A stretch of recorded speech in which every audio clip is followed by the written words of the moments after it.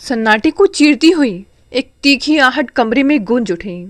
उसका पूरा शरीर ठंडे पसीने से भीगा हुआ था। उसकी आंखें चौड़ी थीं, लेकिन उनमें अभी भी वर्तमान की नहीं बल्कि अतीत के उस भयावह दृश्य की परछाइयां तैर रही थीं। सपने का वह मंजर इतनी तेजी से ओझल नहीं हो रहा था। वही ससुराल, वही लाल रंग की पुरानी टाइलों वाला आंगन। सपने में सांस की कड़वी आवाज अभी भी उसके कानों में पिघले हुए शीशे की तरह गिर रही थी। छी, कैसी बेशरम लड़की हमारे घर की बहू बनकर आ गई। शादी से पहले ही पेट में बच्चा लिए घूम रही थी, और फिर दोनों नंदों की जहरीली हंसी। सबसे अधिक दर्द उस चेहरे को देखकर हुआ था, विवेक का चेहरा। वही विवेक जिसे उसने अपनी पूरी दुनिया मान ली थी। सपने में उसका चेहरा लोहे की तरह सख्त और भावनाहीन था। तभी रागिनी, क्या हुआ? एक शांत, संयमित और चिंता भरी आवाज ने उस भयावह दुस्वप्न के ताने बाने को एक झटके में तोड़ दिया। रागिनी ने चौंक कर चेहरा उठाया। कमरे के कोने में रखी टेबल लैंप की हल्की पीली रोशनी में डॉक्टर अनिरुद्ध खड़े थे।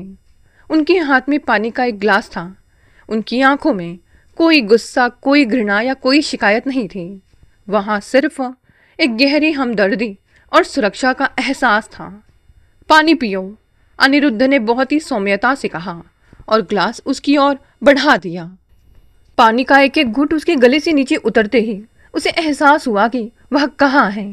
यह वह घर नहीं था, वह आंगन, वे नफरत से भरे चेहरे, वह बंद होता भारी लकड़ी का दरवाजा, सब बहुत पीछे छूट चुका था। यह अनिरुद्ध का घर था, सफ़ेद पर्दों वाला, किताबों की खुशबू से महकता और आत्मसम्मान से भरा हुआ एक शांत कोना।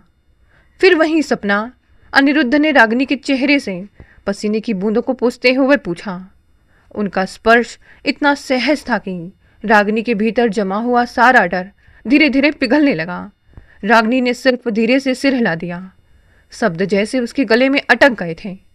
अतीत जब बहुत गहरा घाव देता है रागिनी, तो वे इतनी आसानी से पीछा नहीं छोड़ता। अनिरुद्ध ने खिड़की का पर्दा थोड़ा हटाते हुए कहा। बाहर भोर की हल्की नीली रोशनी फैल रही थी। लेकिन याद रखो, वह सिर्फ एक सपना है, तुम अब उस अंधेरे में नहीं हो। रागिनी ने अनिरुद्ध की ओर देखा।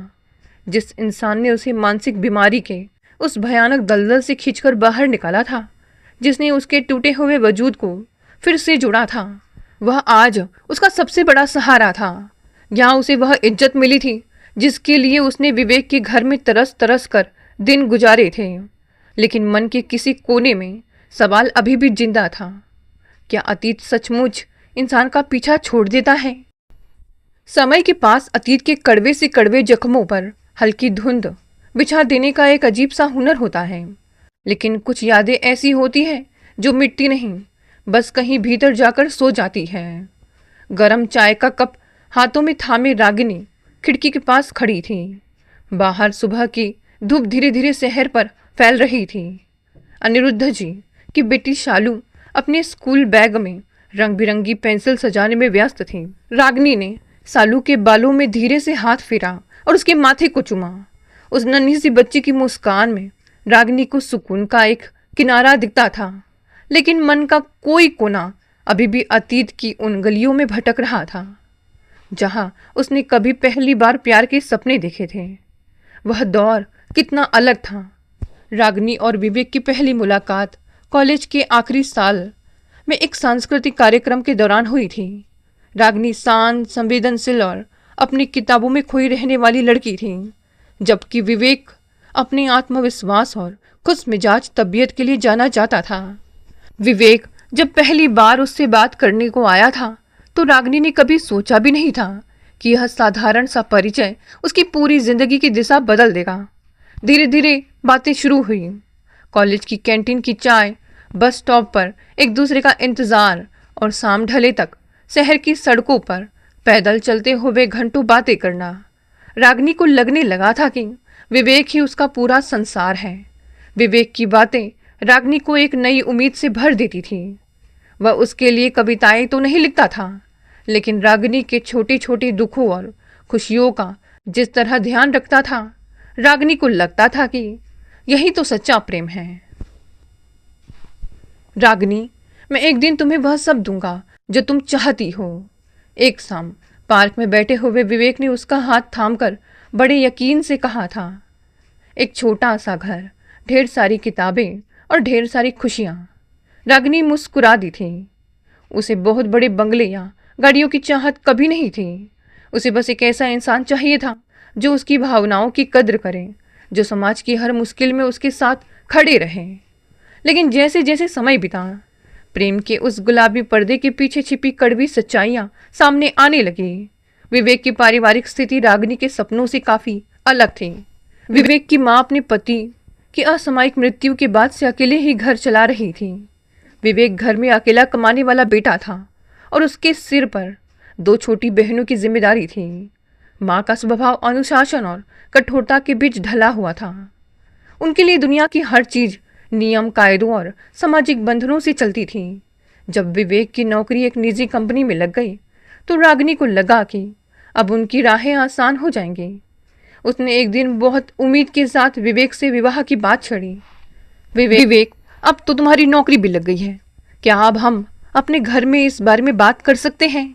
रागिनी की आवाज में झिझक भी थी और एक उम्मीद भी। विवेक ने चाय का कप मेज पर रखा और एक लंबी सांस ली। उसका चेहरा अचानक गंभीर हो गया था। रागिनी, तुम समझते क्यों नहीं? विवेक ने रागिनी का हाथ पकड़ते हुए थोड़ा संयम से कहा। लेकिन उसकी आवाज में एक अजीब सा दबाव था। माँ ने हम तीनों भाई बहनों को अकेले पाला है। जब तक मेरे दोनों छोटी बहनों के हाथ पीले नहीं हो जाते, माँ कभी मेरी शादी के बारे में सोच भी नहीं सकती। समाज क्या कहेगा? बड़ा भाई पहले अपना घर बसा ले और बहनें कुंवारी बैठी रहें। लेकिन विवेक, मैंने कब कहा कि तुम बहनों की जिम्मेदारी छोड़ दो? रागिनी ने उसकी आंखों में झांकते हुए कहा। हम मिलकर संभालेंगे ना, मैं भी तो नौकरी ढूंढ रही हूं। तुम नहीं समझोगी रागिनी, विवेक ने चिढ़कर अपना हाथ छुड़ा लिया। माँ की अपनी कुछ सोच है, वह परंपराओं को बहुत मानती है। अगर मैंने अभी शादी की बात की तो उन्हें लगेगा कि मैं उनसे अलग होना चाहता हूँ। थोड़ा इंतजार करो, बस कुछ समय की तो बात है। बस कुछ समय, यह शब्द रागिनी के लिए एक लंबा और थका देने वाला इंतजार बन गया। वही रागिनी अपनी माँ विमला जी के साथ रहती थी। विमला जी स्वयं एक स्वाभिमानी महिला थी, जिन्होंने पति के गुजर जाने के बाद सरकारी नौकरी के सहारे रागिनी को बड़े नाजों से पाला था। वे अपनी बेटी के चेहरे पर आने वाली हर उदासी को भांप लेती थी। रागिनी बेटा, एक दिन रसोई में खाना बनाते समय विमला जी ने बड़े दुलार से रागिनी के सिर पर हाथ फेरते हुए कहा था, जो रिश्ते केवल शर्तों और इंतजार पर टिके होते हैं, उनमें अक्सर इंसान अंदर से थक जाता है। अगर विवेक सचमुच तुमसे प्यार करता है तो उसे समाज और अपनी माँ के सामने खड़े होकर तुम्हारे लिए स्टैंड लेना होगा। रागिनी ने अपनी माँ की बात सुनी, लेकिन उस वक्त प्रेम की अंधी रागिनी ने उसे सच्चाई नहीं देखने दी। उसने माँ से कहा, माँ, विवेक बुरा नहीं है, उसके ऊपर बहुत जिम्मेदारियां हैं। जब उसकी एक भी बहन की शादी हो जाएगी तब सब ठीक हो जाएगा। विमला जी ने केवल एक गहरी सांस ली और चुप हो गई। एक माँ अपनी संतान के विश्वास को तोड़ना नहीं चाहती थी, भले ही उसे आने वाले तूफान की आहट साफ सुनाई दे रही हो। साल बीतते गए और आखिरकार विवेक की पहली बहन के विवाह का दिन आया। रागिनी ने दूर रहकर भी विवेक की हर संभव मदद की। जब शादी सफलतापूर्वक संपन्न हो गई तो रागिनी के मन में फिर से आस का दिया जला। उसे लगा कि अब उसके और विवेक के बीच की सबसे बड़ी रुकावट दूर हो चुकी है। विवेक भी अब पहले से अधिक सहज दिखने लगा था। वह रागिनी को भावी जीवन के सुंदर सुंदर सपने दिखाता। कैसा होगा उनका कमरा, वे अपनी छुट्टियों में कहाँ घूमने जाएंगे और कैसे एक दूसरे के साथ बूढ़े होंगे। रागिनी ने उन सपनों को अपने दिल के सबसे सुरक्षित कोने में संजो लिया। उसे क्या पता था कि जिस सपने को वह अपनी जिंदगी की सबसे बड़ी हकीकत मान रही थी, वही सपना जल्द ही एक ऐसे मोड़ पर आकर रुक जाएगा जहां से हर रास्ता केवल अपमान और अश्रुओं की ओर जाता था। समय का पहिया अपनी गति से घूमता रहा। पहली बहन की शादी हो जाने के बाद रागिनी को लगा था कि अब उसकी और विवेक की दुनिया में ठहराव आएगा। लेकिन विवेक अब रागिनी से मिलने तो आता, लेकिन उसकी बातों में पहले जैसा निश्चिंत पंत नहीं होता था। उसके चेहरे पर हमेशा एक तनाव की लकीर खींची रहती। जब भी रागिनी उनके विवाह का विषय उठाती, विवेक कोई ना कोई नया बहाना ढूंढ लेता। कभी दूसरी बहन की पढ़ाई का खर्चा, तो कभी माँ की गिरती सेहत। रागिनी, तुम समझती क्यों नहीं? अभी रीना की पढ़ाई पूरी होनी बाकी है। माँ कहती हैं कि जब तक दूसरी बेटी अपने पैरों पर खड़ी ना हो जाए या उसका रिश्ता तय ना हो जाए, तब तक मेरे विवाह का जश्न मनाना समाज की नज़रों में ठीक नहीं लगेगा। विवेक ने एक शाम कॉफ़ी शॉप में बैठते हुए कहा था। रागिनी ने अपने कॉफ़ी के मग को दोनों हाथों से थाम लिया। उसकी गर्माहट से अपनी उंगलियों को सेकते हुए उसने विवेक की आंखों में झांका। विवेक, क्या समाज सिर्फ यही देखता है कि बेटे की शादी कब हो रही है? क्या समाज यह नहीं देखता कि हम दो इंसान पिछले 4 सालों से एक दूसरे के इंतजार में जी रहे हैं? मैं तुमसे बहुत बड़े घर या आभूषण की मांग नहीं कर रही।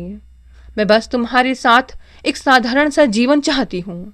विवेक ने खिड़की के बाहर देखा और गहरी सांस ली। मैं जानता हूँ रागिनी, लेकिन मेरी माँ के लिए संस्कार और मर्यादा सबसे ऊपर है। थोड़ा सा संयम और रख लो।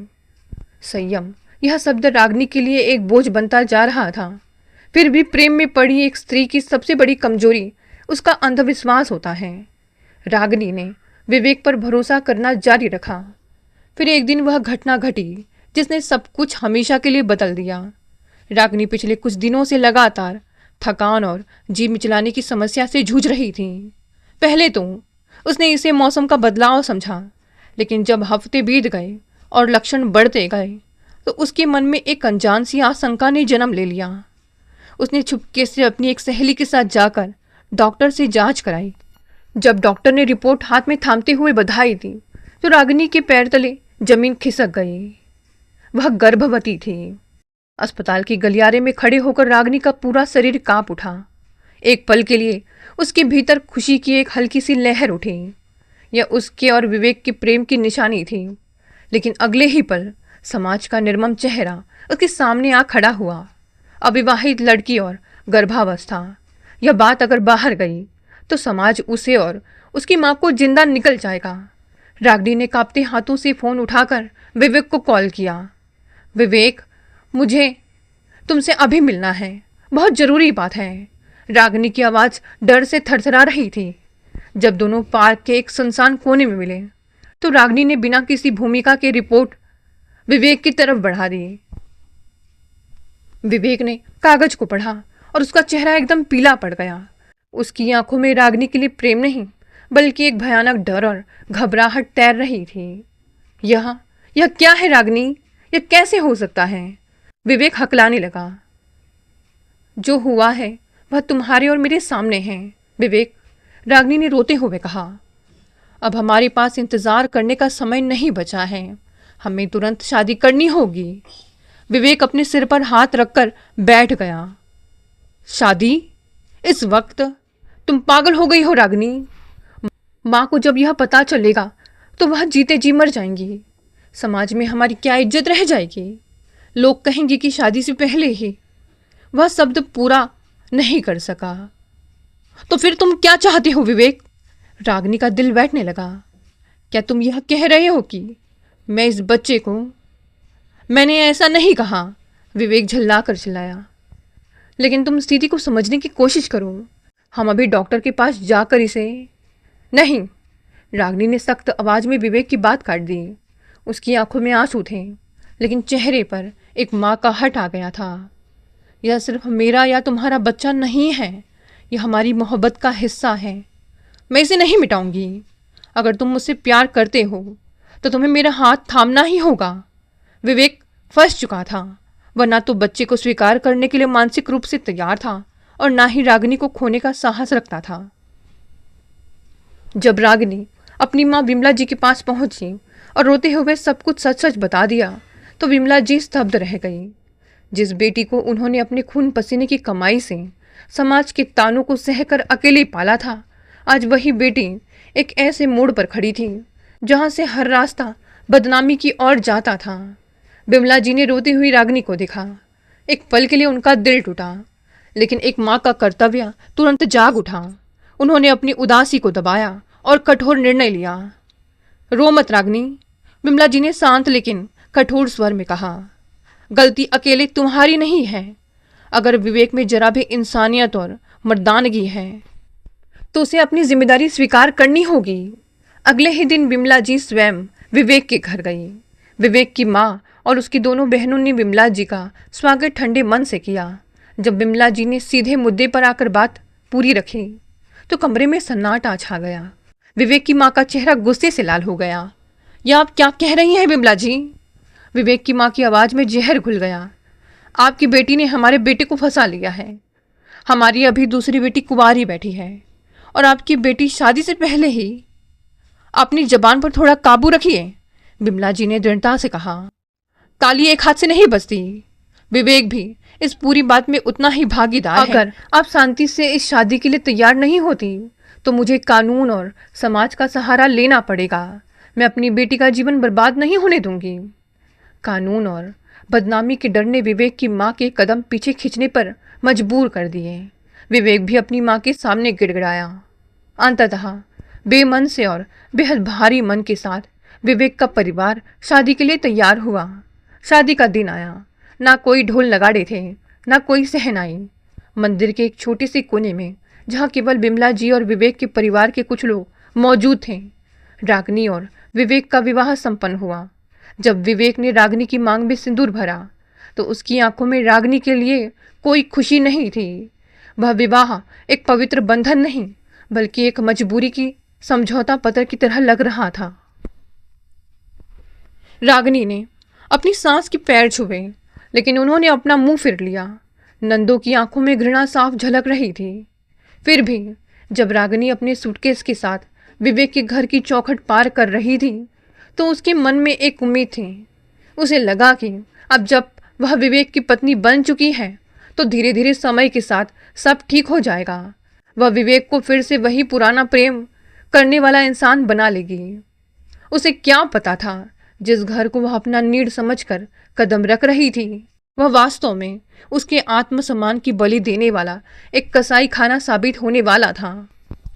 गृह प्रवेश की परंपराएं खुशी और आशीष से भरी होती है, लेकिन रागनी का प्रवेश एक मौन आत्मस्वीकृति और ठंडी घृणा के बीच हुआ। जब रागनी ने पहली बार अपनी ससुराल की दहलीज लांघी तो वहां ना तो आरती की थाली थी और ना ही किसी के चेहरे पर खुशी की कोई झलक। सास ने दरवाजे पर खड़े होकर केवल एक तीखी नज़र उस पर डाली और बिना कुछ बोले अंदर कमरे में चली गई। छोटी ननंद रीना ने अपने होठों को भिजते हुए मुंह फेर लिया, जबकि शादीशुदा ननंद सुनीता, जो अपने मायके में ही अधिकांश समय बिताती थी, ने रागनी के बैग को देखते हुए तंज कसा। लो, अब तो हमारे घर के भाग ही जा गए। शादी से पहले ही अपनी हाजिरी पक्की करा ली। रागनी का सिर शर्म और ग्लानि से झुक गया।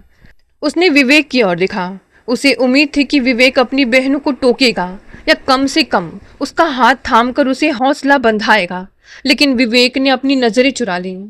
उसने अपने कोट को उतारा और बिना रागनी से कुछ कहे सीधे अपनी माँ के कमरे की तरफ चला गया। उस पहले ही रात रागनी को समझ आ गया कि इस घर में उसके लिए कोई कोना सुरक्षित नहीं है। दिन बीतने लगे और उसके साथ ही घर के भीतर का माहौल और अधिक जहरीला होता चला गया। सुबह 5 बजे से शुरू होने वाला रागनी का दिन देर रात तक खत्म नहीं होता था। रसोई का पूरा काम, घर की सफाई, सास और नंदों की छोटी छोटी मांगे, सब कुछ रागनी के कंधों पर आ गिरा। बहू, चाय में चीनी कम है। क्या तुम्हारे घर में चाय बनाना भी नहीं सिखाया गया? सास की कड़क आवाज अक्सर रसोई में गूंजती। अरे माँ, छोड़ो भी, जिन्हें संस्कारों का ही सलीका नहीं मालूम, उनसे कैसी उम्मीद। सुनीता ननंद पास बैठी सोफे पर से ताना मारती। रागनी सब कुछ चुपचाप सुनती। वह अपने मन को समझाती कि यह समय कट जाएगा। उसकी गर्भावस्था का शुरुआती दौर था। शरीर में थकान, उल्टी और चक्कर आने की समस्या बनी रहती थी, लेकिन उसे एक पल के लिए भी आराम करने का अवसर नहीं मिलता था। अगर वह थोड़ी देर के लिए कमरे में बैठ भी जाती तो नंदी तुरंत माँ के कान भरने लगती कि बहू काम से जी चुरा रही है। सबसे अधिक पीड़ा रागनी को तब होती जब विवेक शाम को दफ्तर से लौटता। शुरुआत में रागिनी सोचती थी कि विवेक के आने के बाद उसे थोड़ा संबल मिलेगा, लेकिन दफ्तर से लौटते ही विवेक अपनी माँ के कमरे में जाकर बैठ जाता। वहां उसकी माँ और दोनों बहनें दिन भर की काल्पनिक या बढ़ा चढ़ाकर बताई गई शिकायतें उसके सामने परोस देती हैं। विवेक, तेरी पत्नी तो किसी की सुनती ही नहीं। हम कुछ कहते हैं तो मुंह फुलाकर बैठ जाती है। घर में कमाने वाला तू अकेला है और यहाँ महारानी को आराम चाहिए। विवेक, जो पहले ही काम के तनाव और शादी के अप्रत्याशित दबाव से जूझ रहा था, धीरे धीरे अपनी माँ और बहनों की बातों में आने लगा। उसके भीतर रागिनी के प्रति सहानुभूति की जगह खीज और गुस्सा भरने लगा। एक रात जब रागिनी ने कमरे में आकर विवेक से बात करने की कोशिश की तो विवेक का संयम टूट गया। विवेक, मेरी तबीयत आज ठीक नहीं लग रही। डॉक्टर ने थोड़ा आराम करने को कहा था, लेकिन माँ जी, रागिनी की आवाज में दर्द था। बस करो रागिनी, विवेक ने चिढ़कर अपनी फाइल मेज पर पटकी। रोज रोज का नाटक मत करो। मेरी माँ और बहनें दिन भर काम करती हैं, क्या वे इंसान नहीं है? तुम इस घर में कोई महारानी बनकर नहीं आई हो। मेरी नौकरी पर पहले से ही बहुत तनाव है और घर आते ही मुझे तुम सबकी किचकिच सुननी पड़ती है। इसीलिए मैं इतनी जल्दी शादी नहीं करना चाहता था। लेकिन विवेक, क्या तुमने कभी मेरी बात सुनने की कोशिश की? रागिनी की आंखों से आंसू छलक पड़े। मैं तुम्हारे बच्चे की मां बनने वाली हूं। क्या मुझे इस घर में जरा सा प्यार और इज्जत पाने का भी हक नहीं है? प्यार और इज्जत कमाए जाते हैं रागिनी, विवेक ने रूखे स्वर में कहा। जिस तरह से यह शादी हुई है, उसके बाद तुम मेरे परिवार से तुरंत प्यार की उम्मीद कैसे कर सकती हो? पहले अपने आचरण से सबका दिल जीतो। यह बात रागिनी के कलेजे में तीर की तरह चुभ गई। अपने आचरण से सबका दिल जीतो। जिस पुरुष के लिए उसने सब कुछ न्यौछावर कर दिया था, वहीं आज उससे उसके आचरण का प्रमाण मांग रहा था। रागिनी ने फिर भी हार नहीं मानी। वह रोज सुबह एक नई उम्मीद के साथ उठती। वह सोचती कि जैसे ही उसके पेट में पल रही नन्ही जान दुनिया में आएगी, सब कुछ बदल जाएगा। एक बच्चे की मुस्कान कठोर से कठोर दिल को भी पिघला देती है। वह अपने पेट पर हाथ रखकर धीरे से बुदबुदाती, तुम जल्दी से बाहर आ जाओ मेरे बच्चे, सिर्फ तुम ही इस अंधेरे में मेरी रोशनी हो। लेकिन घर की औरतों की नीयत कुछ और ही थी। जैसे जैसे रागिनी का पेट दिखने लगा, तानों की धार अधिक पैनी होती चली गई। एक दोपहर जब पास पड़ोस की कुछ महिलाएं घर आईं, तो सुनीता ने जानबूझकर जोर जोर से बातें करना शुरू किया। क्या कहें भाभी जी, आजकल के जमाने की लड़कियों का कोई भरोसा नहीं। हमारे भाई का सीधापन था जो गली पड़ गई, वरना शादी के इतने कम महीनों में ही ऐसा पेट निकल आना समाज में मुंह दिखाने लायक नहीं छोड़ा। पड़ोस की महिलाएं दबी जुबान से हंसने लगी। रागिनी, जो रसोई में उन सब के लिए नाश्ता बना रही थी, के हाथों से चाय की छलनी छुटकर गिर पड़ी। अब तक उसने अपने काम, अपनी थकान और ताने सहने को अपनी नियति मान लिया था, लेकिन जब उसके चरित्र और उसके अजन्मे बच्चे की पहचान पर सवाल उठाया जाने लगा, तो उसके भीतर का सब्र दरकने लगा। उस दिन रागिनी ने पहली बार अपने आंसू पूछे और शीशे में अपने मुरझाए हुए चेहरे को देखा। उसने खुद से कहा कि अब तक चुप रहना अपनी और अपने बच्चे की तौहीन सहना होगा। घर का माहौल अब उस उबलते हुए पानी की तरह हो चुका था, जिसकी भाप पूरे वायुमंडल को घुटन से भर देती है। हर बीतते महीने के साथ रागिनी का पेट और स्पष्ट दिखाई देने लगा था। डॉक्टर के अनुसार उसका छठा महीना चल रहा था। एक गर्भवती स्त्री के लिए यह वह समय होता है जब उसे सबसे अधिक मानसिक शांति, पौष्टिक आहार और अपनों के दुलार की आवश्यकता होती है। लेकिन रागिनी के जीवन में शांति शब्द का कोई अस्तित्व ही नहीं बचा था। रसोई की गर्मी, पैर का बढ़ता हुआ दर्द और मन में लगातार कौंधती आशंकाएं। रागिनी सब कुछ चुपचाप सहने का प्रयास करती, किंतु अब सास और नंदू का व्यवहार केवल तानों तक सीमित नहीं रहा था। उन्होंने रागिनी को मानसिक रूप से तोड़ने की एक सोची समझी नीति अपना ली थी। एक शाम जब विवेक दफ्तर से देर से लौटा, तो उसने देखा कि हॉल में माँ और दोनों बहनें एक तरफ बैठी हैं और रागिनी रसोई के दरवाजे पर सिर झुकाए खड़ी है। माहौल में एक अजीब सी उत्तेजना और कड़वाहट घुली हुई थी। क्या हुआ माँ, तुम लोग इतनी रात को यहाँ क्यों बैठे हो? विवेक ने थके हुए स्वर में पूछा और अपना बैग सोफे पर फेंक दिया। सांस ने एक ठंडी सांस भरी और अपनी आंखों में बनावटी आंसू भरते हुए बोली, पूछ मत बेटा, आज तो इस घर की मर्यादा की धज्जियां उड़ गई। पड़ोसी की औरतों के सामने इस लड़की ने जो तमाशा किया है, उसके बाद तो हमारा मुंह दिखाने लायक भी न रहना हुआ। विवेक का माथा ठनका। उसने मुड़कर रागिनी को देखा, जिसकी आंखों में क्रोध और बेबसी की चमक थी। क्या किया है इसने? विवेक की आवाज में पहले से ही झुंझुलाहट थी। सुनीता तुरंत आगे आई और जहरीले स्वर में बोली, भैया, आज जब वर्मा जी की पत्नी हमारे घर आई थी तो भाभी जानबूझकर उनके सामने आकर बैठ गई। जब वर्मा जी की पत्नी ने पूछ लिया कि शादी के अभी इतने महीने भी पूरे नहीं हुए और पेट इतना बड़ा कैसे दिख रहा है, तो भाभी ने क्या जवाब दिया मालूम है? कहती है कि यह सब विवेक की मर्जी से हुआ था। झूठ! रागिनी की आवाज अचानक कमरे के सन्नाटे को चीरती हुई गूंज उठी। विवेक स्तब्ध रह गया। रागिनी ने इतने महीनों में पहली बार इस तरह ऊंचे स्वर में बात की थी। मैं झूठ बोल रही हूं? सुनीता ने चीखते हुए कहा। मां, देखिए इसे, हमारे सामने कैसे जुबान चला रही है। भैया, शादी से पहले ही पेट में बच्चा लेकर घूमने वाली लड़की अगर आज संस्कार की बात करे तो हमें हंसी आती है। कौन जाने यह बच्चा किसका है और किसके नाम का ढोल हमारे गले में बांधा जा रहा है। बस बहुत हुआ। रागिनी का सब्र पूरी तरह टूट चुका था। उसके भीतर की स्वाभिमानी स्त्री और एक मां दोनों एक साथ जाग उठे थे। वह कदम बढ़ाती हुई सुनीता के सामने आ खड़ी हुई। उसकी आंखों में जैसे आग की लपटें निकल रही थी। अपनी जुबान संभाल कर सुनीता। रागिनी की आवाज कांप रही थी, लेकिन उसमें एक अभूतपूर्व दृढ़ता थी। अब तक आपने मेरे काम पर तंज कसे, मैंने बर्दाश्त किया, मेरी माँ की परवरिश पर उंगली उठाई, मैं चुप रही। लेकिन अगर मेरे चरित्र पर और मेरे पेट में पल रहे इस मासूम बच्चे की पहचान पर एक भी बुरी बात बोली तो मैं चुप नहीं बैठूंगी। रागिनी, विवेक पहली बार दांत पीसते हुए चिल्लाया, यह क्या बदतमीजी है? बात करने का यह तरीका है तुम्हारा? और इनका मुझसे बात करने का क्या तरीका है विवेक?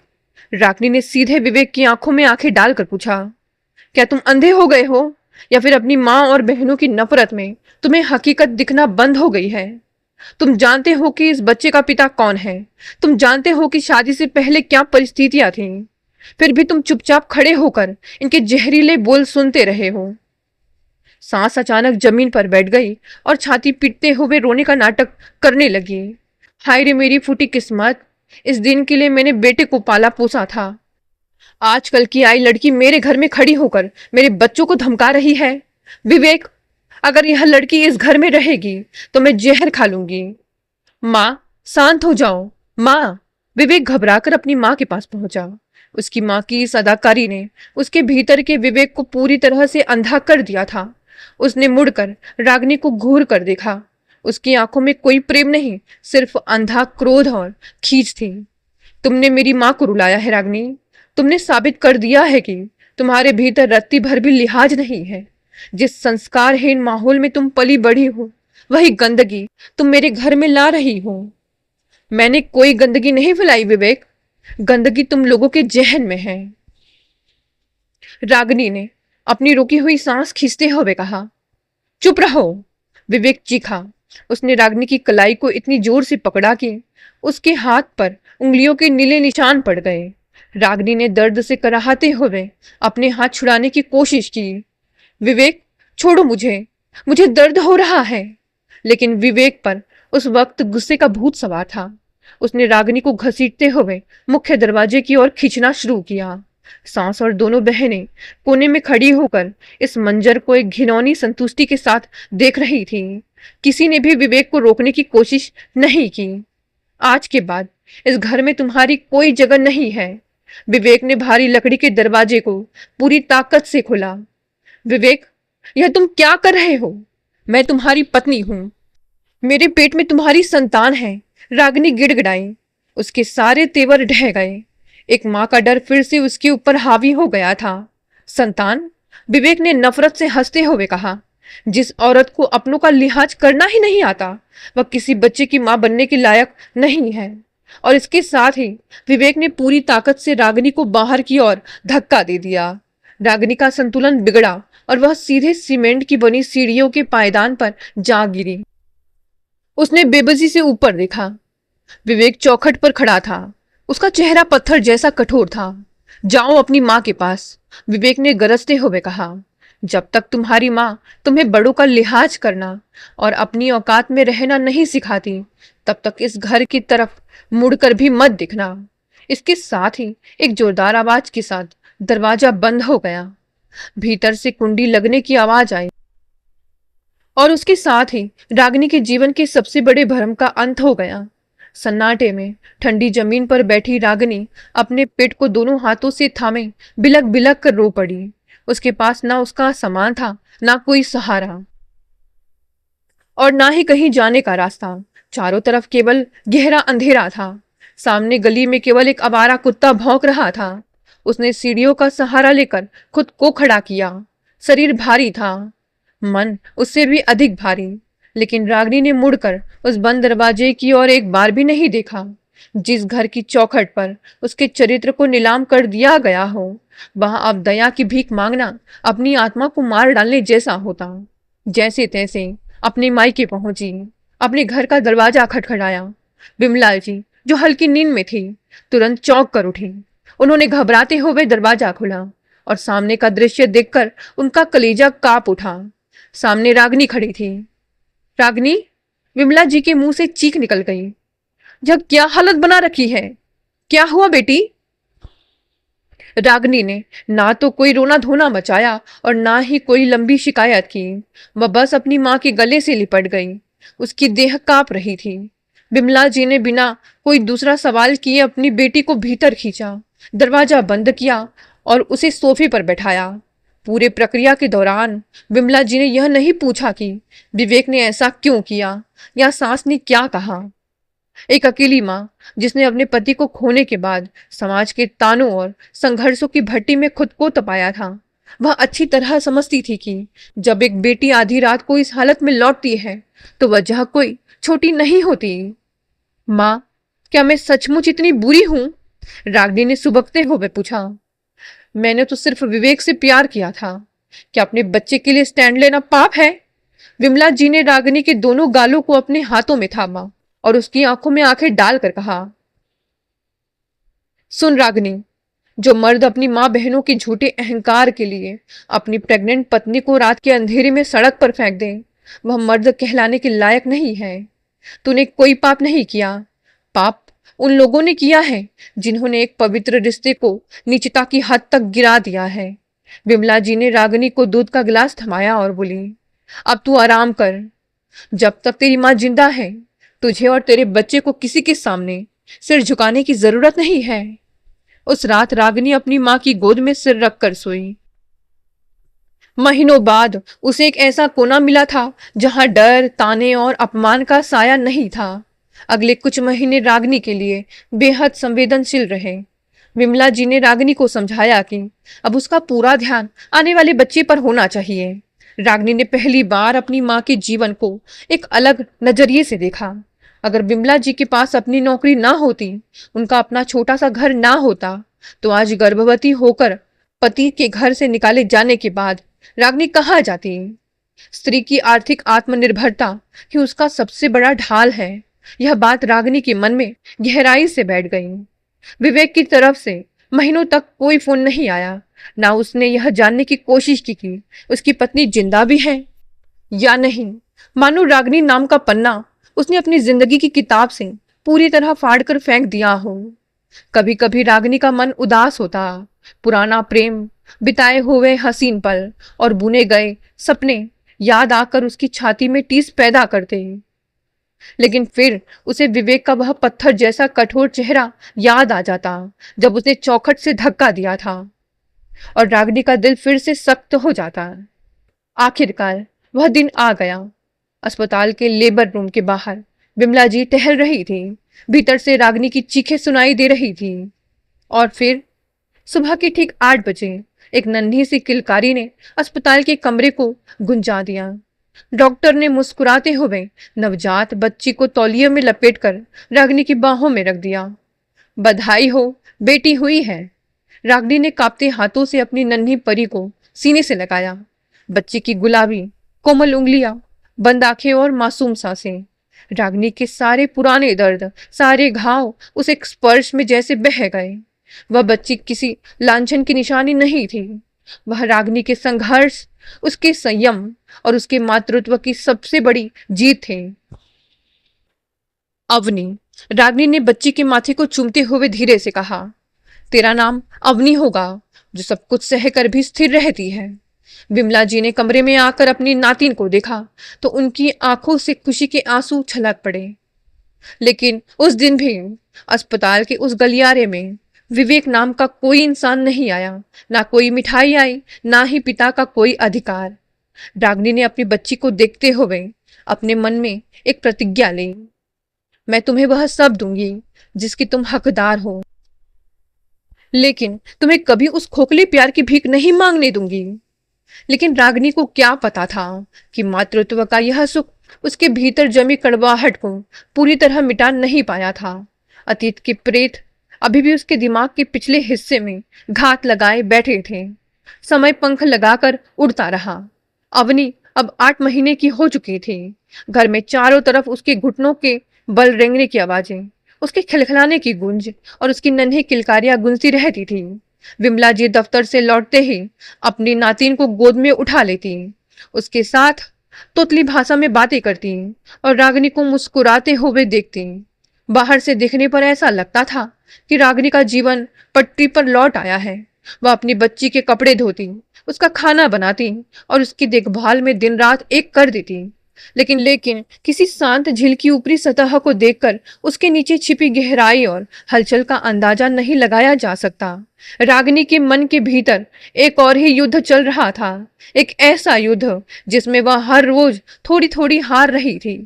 शुरुआत बहुत छोटी छोटी बातों से हुई। रागिनी धीरे धीरे गुमसुम रहने लगी। पहले जो रागिनी माँ के साथ शाम को चाय पीते हुए बातें किया करती थी, अब वह सिर्फ हुंकार भरकर रह जाती। वह घंटों खिड़की के पास बैठी रहती और बाहर खाली सड़क को एकटक निहारती रहती। रागिनी, क्या हुआ बेटा, तू इतनी उदास क्यों है? विमला जी अक्सर उसके पास आकर पूछती।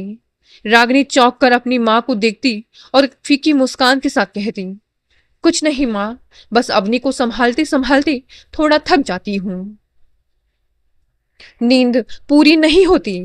विमला जी ने इसे मातृत्व की शुरुआती थकान समझकर अनदेखा कर दिया। वह सोचती थी कि समय के साथ सब ठीक हो जाएगा, लेकिन स्थिति ठीक होने के बजाय और बिगड़ती चली गई। अतीत के दृश्य रागिनी की बंद आंखों के सामने ही नहीं, बल्कि खुली आंखों के सामने भी तैरने लगे थे। धीरे धीरे रागिनी का सोना बंद हो गया। रात रात भर वह बिस्तर पर करवटें बदलती रहती। अगर थोड़ी देर के लिए उसकी आंख लग भी जाती तो वह चीख कर उठ बैठती। उसके पूरे शरीर में थरथराहट होने लगती और वह पसीने से भीग जाती। एक दिन की बात है, विमला जी दफ्तर से वापस आई तो उन्होंने देखा कि रसोई में चाय का बर्तन जलकर काला हो चुका था। पूरा घर धुएं से भरा हुआ था और रागिनी हॉल के कोने में घुटनों में सिर दिए बैठी थी। अवनी रो रो कर बेहाल हो रही थी, लेकिन रागिनी जैसे किसी दूसरी ही दुनिया में थी। उसे ना तो धुएं का होश था, ना अपनी बच्ची के रोने की आवाज सुनाई दे रही थी। विमला जी घबरा कर अवनी की तरफ भागी। उन्होंने बच्ची को गोद में उठाया और खिड़कियां खोली। रागिनी, यह क्या है?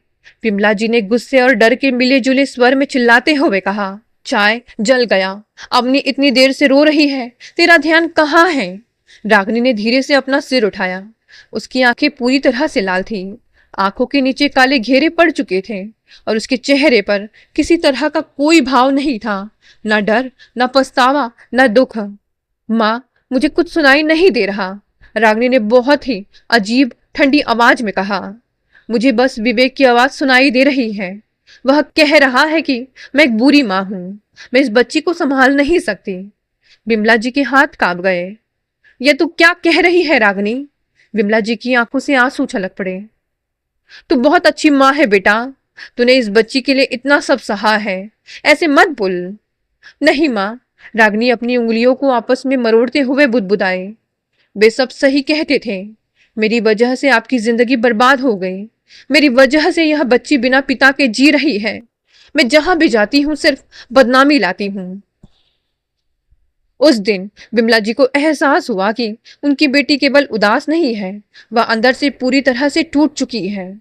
उसका मन गंभीर अवसाद की चपेट में आ चुका था। अगले कुछ हफ्तों में स्थिति और भयावह हो गई। रागिनी ने खाना पीना लगभग छोड़ दिया। वह दिन दिन भर किसी एक जगह बैठी रहती, दीवार पर बने एक छोटे से निशान को घंटों घूरती रहती।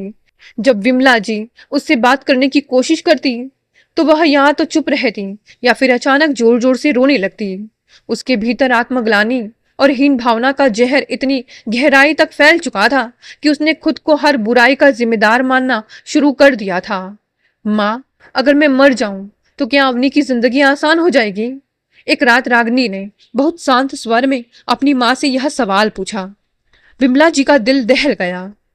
उस एक वाक्य ने विमला जी को हिला कर रख दिया। वे समझ गई कि अब यह मामला सिर्फ समय बीतने से ठीक होने वाला नहीं है। अगर उन्होंने तुरंत कोई कदम नहीं उठाया तो वे अपनी इकलौती बेटी को हमेशा के लिए खो देंगी। विमला जी ने अगले ही दिन अपने परिचित डॉक्टर से बात की। डॉक्टर ने स्थिति की गंभीरता को समझते हुए उन्हें शहर के एक जाने माने मनोचिकित्सक के पास जाने की सलाह दी। विमला जी, आपकी बेटी गहरे ट्रॉमा और क्लिनिकल डिप्रेशन से गुजर रही है, डॉक्टर ने समझाया। उसके साथ जो मानसिक और शारीरिक हिंसा हुई है उसने उसके आत्मविश्वास और दिमागी संतुलन को हिला दिया है। इसे दवाइयों के साथ साथ गंभीर थेरेपी की जरूरत है। आप उसे डॉक्टर अनिरुद्ध के पास ले जाइए। वे इस तरह के मामलों के बेहतरीन डॉक्टर हैं। बिमला जी ने रागिनी का हाथ थामा। रागिनी एक बेजान पुतले की तरह अपनी माँ के साथ चलने को तैयार हो गई। उसे अपनी जिंदगी से, अपने वजूद से अब कोई सरोकार नहीं रह गया था। शहर का वह कोना बाकी भाग दौड़ भरे इलाकों से बिल्कुल अलग था। चारों तरफ घने गुलमोहर के पेड़ थे, जिनकी छांव में बनी एक पुरानी और शांत इमारत के बाहर सफेद बोर्ड पर लिखा था, मनोचिकित्सा एवं परामर्श केंद्र, डॉक्टर अनिरुद्ध। जब विमला जी रागिनी को लेकर क्लिनिक के वेटिंग रूम में पहुंची तो रागिनी के कदमों में कोई जान नहीं थी। रागिनी जी, एक बेहद शांत, गहरी और ठहराव भरी आवाज गूंजी। रागिनी ने धीरे से सिर उठाया। क्लिनिक के दरवाजे पर सफेद कोट पहने एक पुरुष खड़ा था। चेहरे पर एक सौम्य मुस्कान, आंखों में एक शांत गहराई और देह भाषा में ऐसी सहजता जो पहली नजर में ही सामने वाले के भीतर का आधा तनाव दूर कर दे। वह डॉक्टर अनिरुद्ध थे। अनिरुद्ध ने उन्हें अंदर आने का संकेत दिया। कमरे की बनावट किसी पारंपरिक अस्पताल जैसी ठंडी और डरावनी नहीं थी। लकड़ी के हल्के भूरे रंग के फर्नीचर, कोने में रखी किताबों से भरी अलमारी, खिड़की से छनकर आती सुबह की पीली धूप और हवा में बहती हल्की चंदन की सुगंध ने वातावरण को बेहद सहज बना दिया था। अनिरुद्ध जी ने बिमला जी और रागिनी को सोफे पर बैठने का इशारा किया। उन्होंने देखा कि रागिनी सोफे के बिल्कुल कोने में सिमट कर बैठी थी, जैसे वह अपना अस्तित्व ही मिटा देना चाहती हो। विमला जी, अनिरुद्ध जी ने बहुत ही आत्मीयता से कहा, आप बाहर वेटिंग एरिया में चाय पीजिए। मुझे रागिनी जी से थोड़े अकेले में बात करनी है। क्या आप सहज हैं? बिमला जी ने रागिनी की ओर देखा और फिर अनिरुद्ध की आंखों में झिझकती उम्मीद देखी। वे धीरे से सिर हिलाकर बाहर चली गई। कमरे में सन्नाटा छा गया। अनिरुद्ध ने अपनी डायरी खोली, लेकिन उन्होंने तुरंत लिखना शुरू नहीं किया। वे कुछ पल चुपचाप रागिनी को देखते रहे। फिर उन्होंने एक गिलास पानी भरकर रागिनी की तरफ बढ़ाया। मैं जानता हूं कि तुम यहां अपनी मर्जी से नहीं आई हो, और मैं यह भी जानता हूं कि तुम इस वक्त क्या महसूस कर रही हो। तुम्हें लग रहा होगा कि यहां बैठा यह अनजान डॉक्टर भी तुम्हें कोई सलाह देगा, तुम्हें समझाएगा कि तुम्हें क्या करना चाहिए और क्या नहीं। रागिनी ने कोई जवाब नहीं दिया। उसने पानी का ग्लास थाम तो लिया, लेकिन पिया नहीं।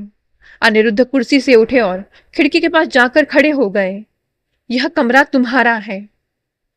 यहां तुम जो चाहे कह सकती हो, और अगर कुछ नहीं कहना चाहती तो चुप भी रह सकती हो।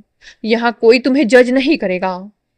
डॉक्टर, रागिनी की आवाज बेहद धीमी और फटी हुई निकली, जैसे सालों से बंद पड़े किसी दरवाजे को खोलने की कोशिश की जा रही हो। मैं बहुत बुरी हूं। तुम ऐसा क्यों मानती हो रागिनी? क्योंकि मेरी वजह से मेरी माँ का जीवन नरक बन गया। रागिनी की आंखों से अचानक आंसू छलक पड़े। वह अपनी उंगलियों को कसकर भींचने लगी। मैं एक अच्छी बेटी नहीं बन सकी, मैं एक अच्छी पत्नी नहीं बन सकी, और अब मैं एक अच्छी माँ भी नहीं हूं। मेरी बच्ची रोती रहती है और मुझे उसकी आवाज भी सुनाई नहीं देती। रागिनी का गला रूंध गया। महीनों से जमा हुआ दर्द, अपमान और हीन भावना का बांध एक झटके में टूट गया। वह अपने मुंह पर हाथ रखकर फुट फुट कर रो पड़ी। जब रागिनी की हिचकियां थोड़ी कम हुई तो अनिरुद्ध ने टिश्यू पेपर उसकी ओर बढ़ाया। रागिनी, अगर किसी इंसान को सड़क पर चलते हुए कोई अचानक धक्का दे दे और वह गिरकर घायल हो जाए, तो क्या तुम उस घायल इंसान को दोषी मानोगी? क्या तुम कहोगी कि गिरना उसकी गलती थी? रागिनी ने अपनी सजल आंखों से अनिरुद्ध को देखा और धीरे से सिर हिलाकर नहीं कहा। तो फिर तुम खुद को दोषी क्यों मान रही हो? तुम्हारे साथ जो हुआ वह तुम्हारी गलती नहीं थी। तुमने प्रेम किया, यह तुम्हारी सरलता थी। तुमने एक बच्चे को जन्म दिया और अपने आत्मसम्मान के लिए लड़ाई लड़ी, यह तुम्हारा साहस था। जिन लोगों ने तुम्हें धोखा दिया, जिन्होंने तुम्हारे चरित्र पर उंगली उठाई, दोष उनका था, तुम्हारा नहीं। रागिनी स्तब्ध रह गई। लेकिन डॉक्टर, मुझे लगता है कि मैं अब कभी सामान्य नहीं हो पाऊंगी। रागिनी ने आंसू पोंछते हुए बुदबुदाया। मेरा वजूद अंदर से पूरी तरह टूट चुका है। अनिरुद्ध मुस्कुराए। उनकी मुस्कान में एक अजीब सा विश्वास था। टूटी हुई चीजें भी बहुत खूबसूरत हो सकती है रागिनी। अनिरुद्ध ने मेज पर रखा एक चीनी मिट्टी का सुंदर कप उठाते हुए कहा। जापान में जब कोई बर्तन टूट जाता है तो वे उसे फेंकते नहीं हैं, वे उसके दरारों को पिघले हुए सोने से जोड़ते हैं। वह बर्तन जुड़ने के बाद पहले से भी अधिक कीमती और सुंदर बन जाता है। अनिरुद्ध ने आगे झुककर रागिनी की ओर देखा। तुम भी जुड़ोगी रागिनी, बस तुम्हें खुद को थोड़ा समय देना होगा। क्या तुम अपनी बच्ची के लिए, अपनी माँ के लिए और सबसे बढ़कर अपने लिए इस इलाज को एक मौका देने के लिए तैयार हो? रागिनी ने अनिरुद्ध के चेहरे को देखा। रागिनी ने पूरी दृढ़ता के साथ अपना सिर हाँ में हिला दिया। उपचार का यह पहला दिन केवल एक डॉक्टर और मरीज की मुलाकात नहीं था। उपचार की प्रक्रिया कोई जादू की छड़ी नहीं थी जिसे एक बार घुमाते ही सारे घाव भर जाते। यह एक धीमी, संयमित और धैर्यपूर्ण यात्रा थी। सप्ताह में 2 दिन रागिनी अनिरुद्ध के क्लिनिक जाती। अनिरुद्ध ने उसे दवाइयों के साथ साथ अपने मन की बातें डायरी में लिखने की सलाह दी थी। रागिनी धीरे धीरे अपने भीतर दबे गुब्बार को पन्नों पर उतारने लगी।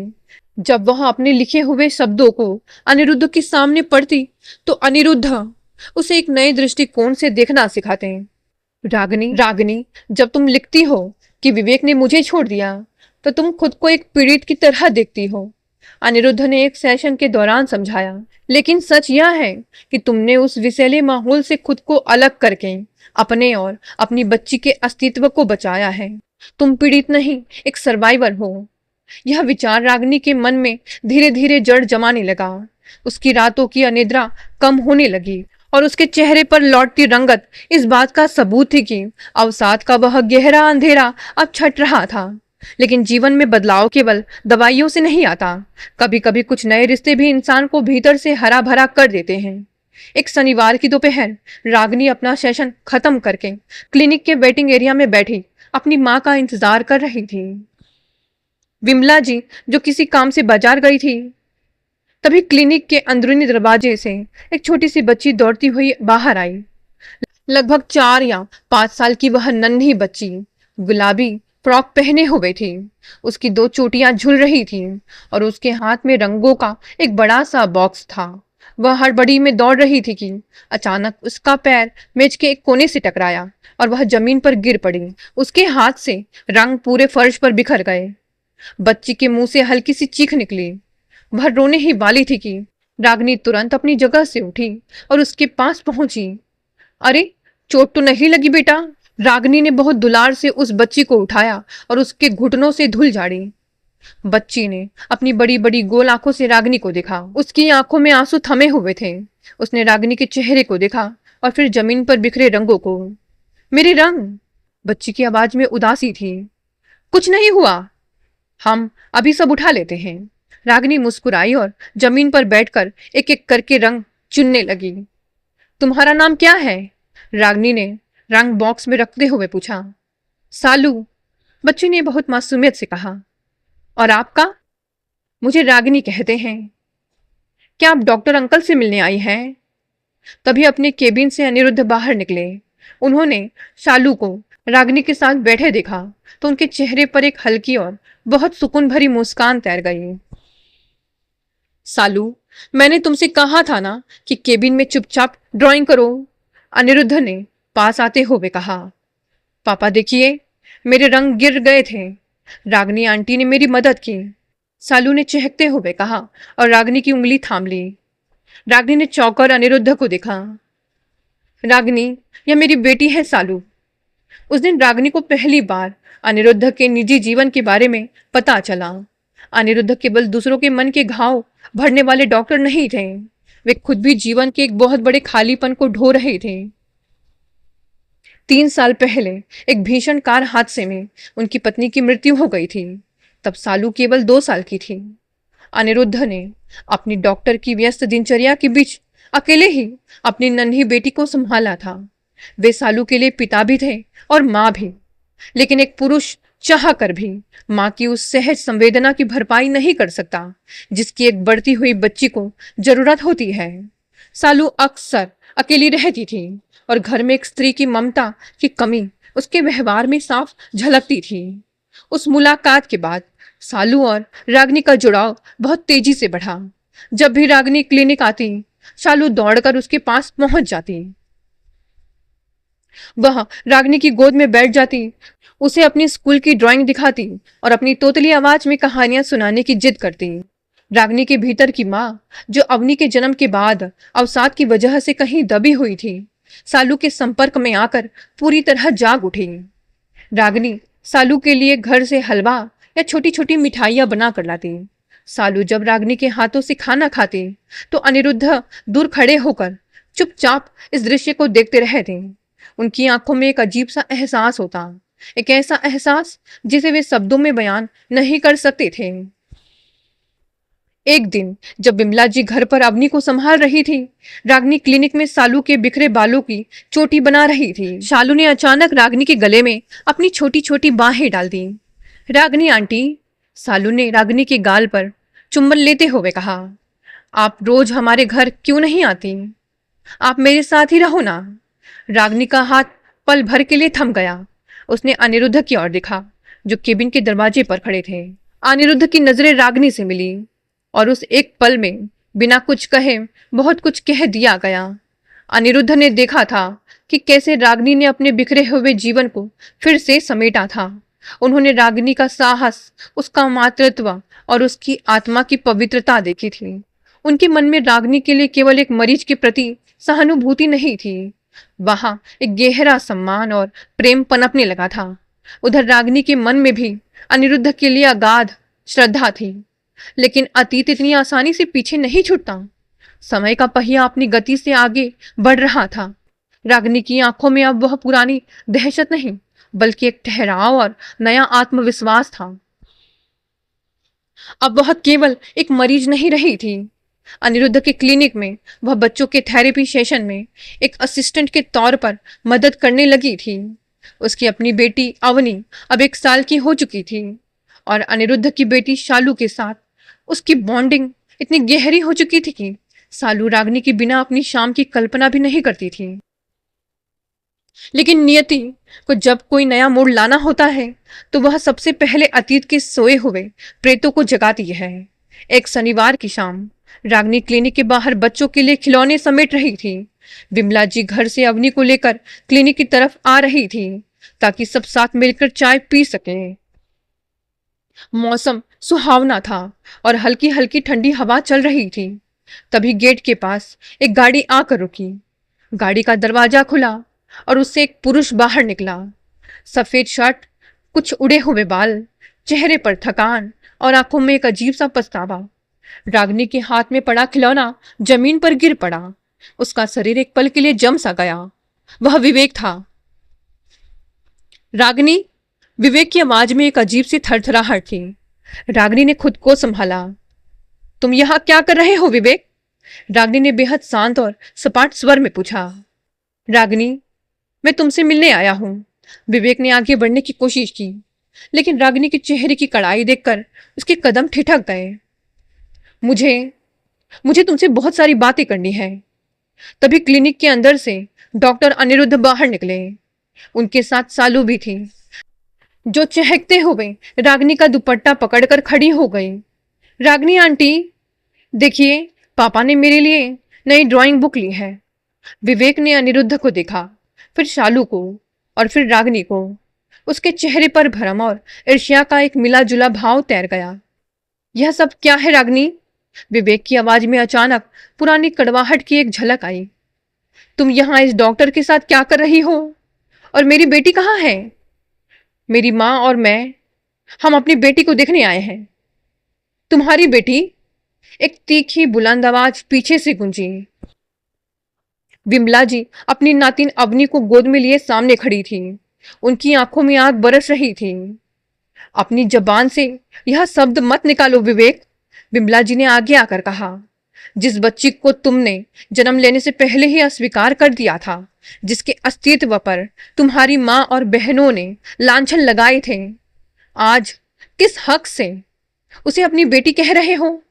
विवेक का चेहरा पीला पड़ गया। उसने अपनी नजरें झुका ली। मम्मी जी, मुझे अपनी गलती का एहसास है, विवेक ने रोंदे हुए गले से कहा। घर में स्थितियां बदल चुकी हैं। रीना की भी शादी हो गई है। सुनीता अपने ससुराल चली गई है। माँ अकेली है और बीमार रहती है। उन्हें अपनी गलती का एहसास हो गया है। वे चाहती हैं कि रागिनी और बच्ची घर वापस आ जाए। रागिनी ने इस बात को सुना। उसने विवेक की आंखों में झांका।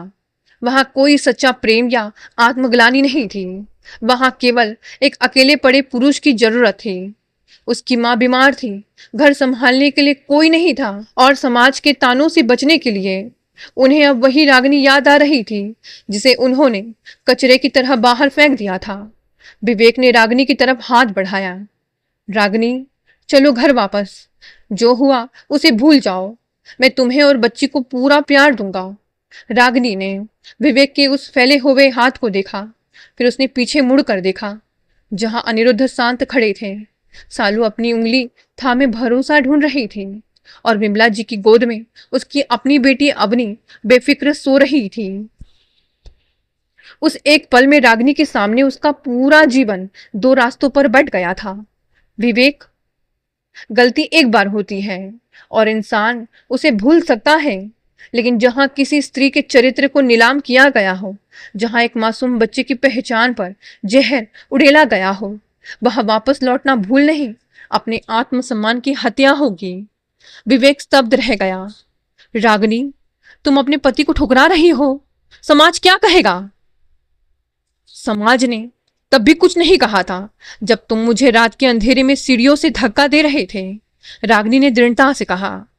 अब मेरा और तुम्हारा कोई रिश्ता नहीं है। मेरी बेटी की पहचान उसके पिता के नाम से नहीं, उसकी मां के संघर्ष से बनेगी।